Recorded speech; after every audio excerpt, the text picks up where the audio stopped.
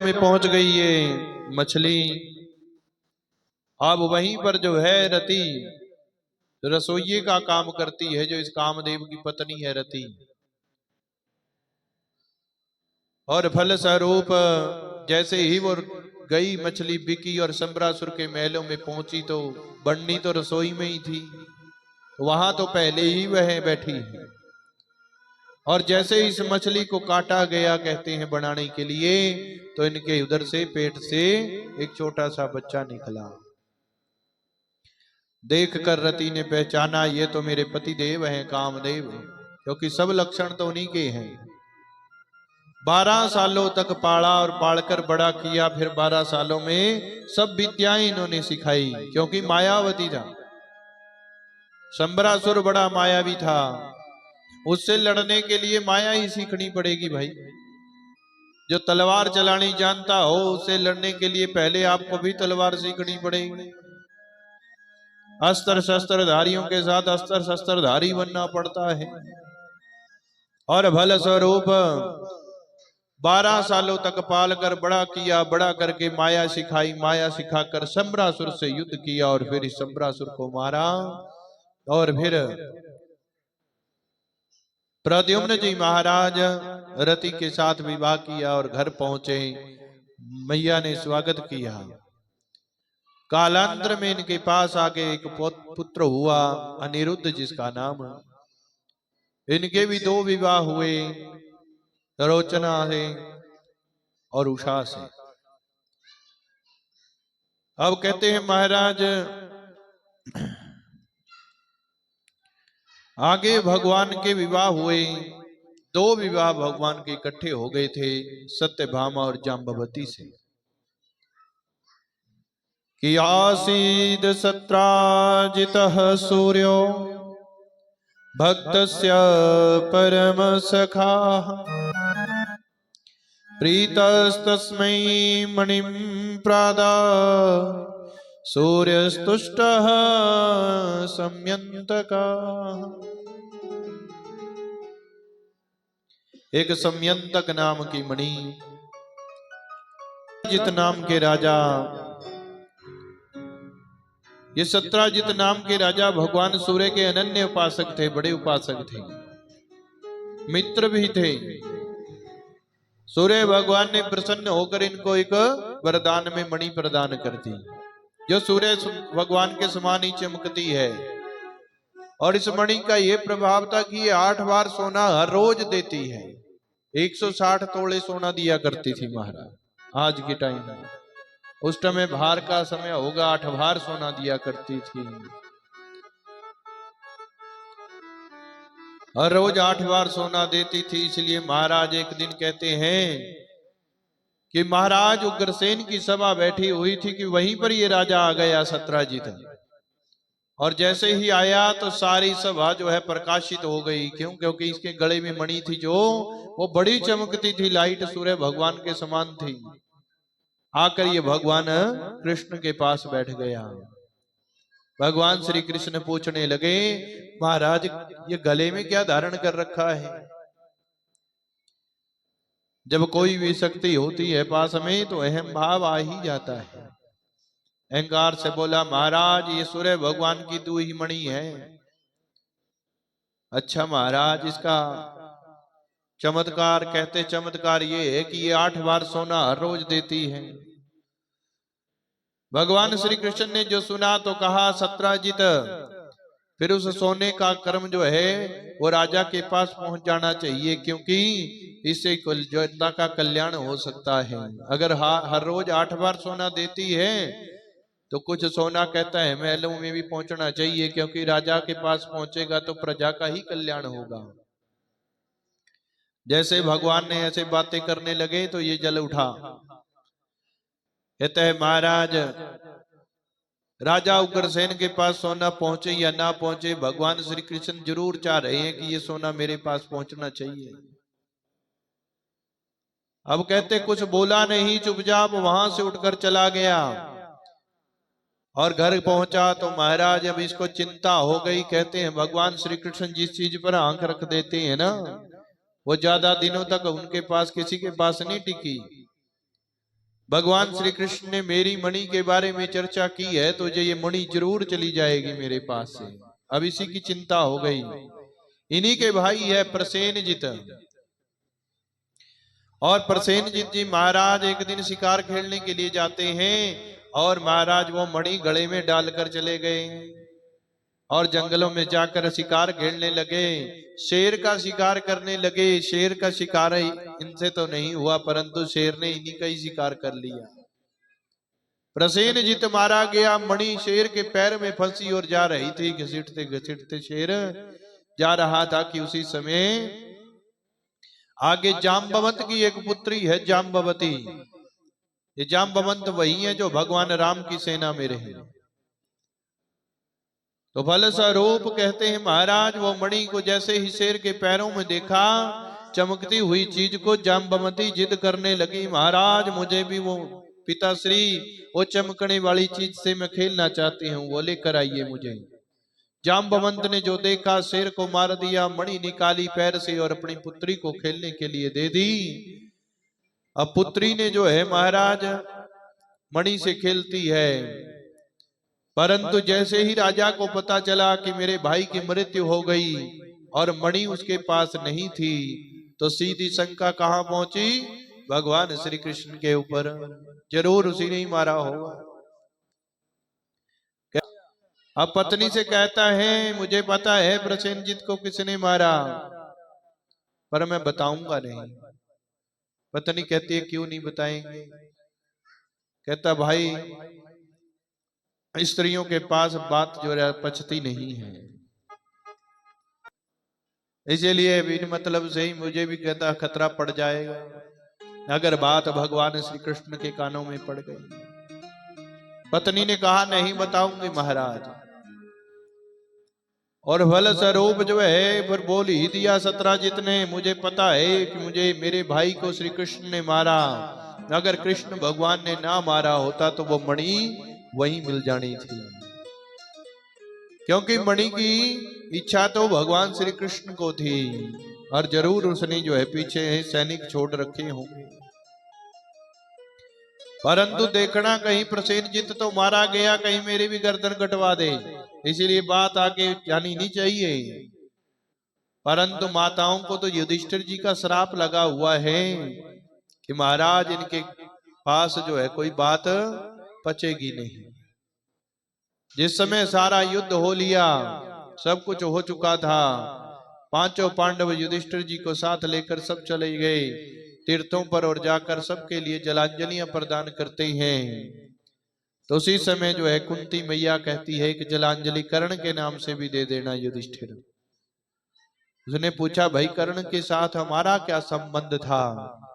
आज वो व्यथा बताई कि ये तो मुझे पारेपन में ही हो गया था, पर आज तक मैंने ये किसी से नहीं बताया। कर्ण भी तेरा बड़ा भाई था, तुझसे ज्येष्ठ था, बड़ा था। युधिष्ठिर जी रोने लग गए कि अगर तू ये बात हमें उस समय बता देती जिस समय युद्ध चलने ही वाला था, हम अपने भाई को अपने साथ किसी न किसी तरीके से मिला लेते। आज तू ये बात बता रही है मैया जब सब कुछ खत्म हो गया। युधिष्ठिर जी ने गुस्से में आकर जो है महाराज अब स्त्रियों को श्राप दे दिया। आज से मैं सभी स्त्रियों को श्राप देता हूं कि इनके हृदय में इनके पेट में कोई बात ज्यादा देर तक छुप नहीं सकती। और फलस्वरूप जो है आज सत्राजित की घरवाली भी क्या करती है, आगे जाती है, देख तू मेरी पक्की सहेली है, बात आगे मत जाए, तेरे तक ही रहे बस। अब उसने आगे बता दिया कि श्री कृष्ण भगवान ने मेरे देवर को मार दिया, मणि ले ली। अब उससे आगे दूसरी ने कह दिया महाराज तू मेरी पक्की सहेली है, अंदर की बात मैं तेरे को बता देती। और आगे से आगे बात भगवान श्री कृष्ण के कानों में पहुंच गई। जब भगवान श्री कृष्ण के कानों में पहुंची तो भगवान ने कहा कि भाई ये तो होना ही था, क्योंकि भादों की चौथ का चंद्रमा जो देख रखा था, कहते हैं भगवान ने भी देख लिया था कलंक चौथ कलंक चौथ का चंद्रमा देखा था, इसलिए कलंक तो लगना ही था। झूठे कलंक लग जाते हैं महाराज। जो भादो महीने की शुक्ल पक्ष की चौथ के दिन चंद्रमा को देखता है उसको कहते हैं झूठे इल्जाम लगने शुरू हो जाते हैं, काम उसने किया भी नहीं होता फिर भी लग जाते हैं। भगवान श्री कृष्ण उन्हें अब ढूंढने की प्रयत्न करते हैं। ये कथा जो है महाराज कहते हैं अगर भूल से देख भी लिया जाए तो ये कथा जरूर सुननी चाहिए, उससे जो है महाराज वो चंद्रमा का दोष चला जाता है। सत्राजित महाराज की ये कथा जरूर सुननी चाहिए, किसी से ब्राह्मण के मुख से सुने। अगर कहते हैं महाराज हम भूल से भी देख लें। और भगवान श्री कृष्ण अब उनको दूर करने के लिए जाते हैं। जहां पर सेनजीत मरा था वहां पहुंचे, आगे गए पैरों के निशान देखे, आगे पहुंचे तो देखा महाराज शेर भी मरा पड़ा है। और आगे देखा तो महाराज क्या देखा कि एक लड़की उस मणि से खेल रही थी, मणि से खेल रही थी। तो भगवान ने देखा तो देखकर उसकी तरफ बढ़े। अब बच्चा था, कन्या थी, तो महाराज भागकर अपने अंदर चली गई गुफा में। भगवान भी उस गुफा में अंदर चले गए और फल स्वरूप जाम्बवंत ने जैसे ही भगवान गए तो जाम्बवंत ने कुछ नहीं पूछा, भगवान पर आक्रमण कर दिया। जाम्बवंत ने भी देखा कि कौन है महाराज, भगवान के साथ युद्ध करना शुरू किया। 27 दिनों तक कहते हैं महाराज युद्ध चलता रहा, न भगवान हारे न जाम्बवंत हारा। 27 दिन युद्ध होते होते हो गए। 28वें दिन भृगुलता का चिन्ह देखा पैर के भगवान का। भृगु जी महाराज ने भगवान की छाती में पैर मारा था। कहते कौन तीनों देवों में बड़ा है? 3 देवों में बड़ा कौन है? ऋषियों की गोष्ठी हुई और सबको जो है महाराज विचार करने के लिए विचार किए। बुलाया गया तो बुलाया गया। कहते हैं महाराज भृगु जी को इसका जिम्मा दे दिया गया कि भृगु जी महाराज जिसको बड़ा बता देंगे वही बड़ा होंगे। भगवान ब्रह्मा जी के पास गए तो नमस्कार नहीं किया, पिता नाराज हो गए। ब्रह्मा जी के ही पुत्र है भृगु विशिष्ट अत्रेय। और फल स्वरूप भगवान शंकर के पास गए, उठकर गले मिलने गए। भगवान शंकर कहते हमसे गले नहीं मिले, मुंह मोड़कर चले गए। इसमें भगवान शंकर नाराज हो गए। और जब भगवान वैकुंठ में भगवान विष्णु के पास गए तो भृगु जी महाराज ने तो हदी कर दी। महाराज सीधे जाकर क्या किया, भगवान विष्णु के तो पैर के प्रहार ही कर दिया सीधा छाती में। जैसे ही छाती में प्रहार किया भगवान विष्णु उठे और भृगु जी के चरण पकड़ लिए। महाराज कहीं आपको चोट तो नहीं लग गई? चोट तो नहीं लग गई? कहते हैं क्यों? कहते हैं महाराज हमारी छाती तो वज्र के समान है, पत्थर के समान है, और ब्राह्मणों के पैर बड़े कोमल होते हैं, इसलिए महाराज मैं तो तभी पूछ रहा हूं कि आपको कहीं पीड़ा तो नहीं हो रही। जैसे ही सुना भृगु जी रोने लगे और उसी समय घोषणा कर दी कि महाराज तीनों देवों में श्रेष्ठ भगवान विष्णु हैं। क्योंकि महाराज जो कहते हैं बुरा करने पर भी दूसरे का कल्याण ही चाहे वही बड़ा होता है। जिन्होंने बराबरी कर रही वो बड़ा थोड़े है, सुनने वाला बड़ा होता है हमेशा ही। तो संसार में कहते हैं महाराज भगवान विष्णु ही सबसे बड़े हैं। ये घोषणा जो है सब ऋषियों ने संतों ने की। फल स्वरूप अब भगवान के साथ युद्ध हो रहा। 28वें दिन वही भृगु के पैर का निशान देखा, चरणों में गिर पड़े जाम्बवंत जी। महाराज आप तो हमारे राम हैं, राम हैं, राम हैं। भगवान कहते हैं भाई है तो राम है, फिर प्रभु युद्ध क्यों किया? कहते हैं आपकी इच्छा थी। जब राम और रावण में युद्ध हो रहा था तो जाम्बवंत जी देखते थे बार बार, तो लड़ने की इच्छा किससे हो रही थी? भगवान राम से ही। कहते अगर कोई योद्धा है तो वो केवल और केवल राम है। दोनों सेनाओं में कोई योद्धा ही नहीं दिख रहा था उनको। और भगवान कहते हैं मैं तो सब भक्तों की मनोकामनाएं पूर्ण करता हूं, समय लग जाता है परंतु कहते हैं मैं जरूर इच्छाएं पूर्ण करता हूं। भगवान से प्रणाम किया और मिले।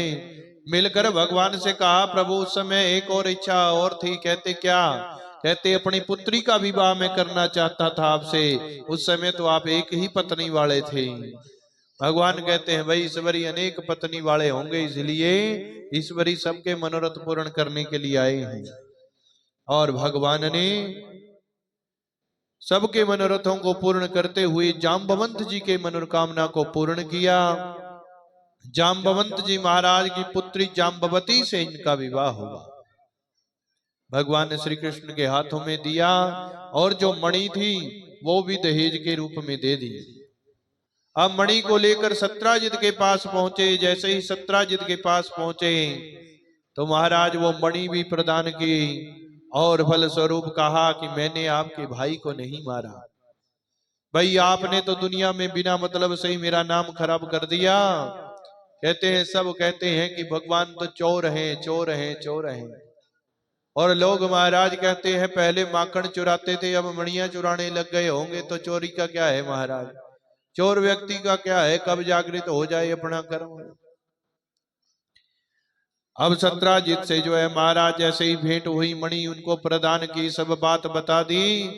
तो अब लोग बातें करने लगे, देखो सत्राजित का हाल माड़ा, महाराज भगवान पर एक कलंक लगा दिए इसने तो।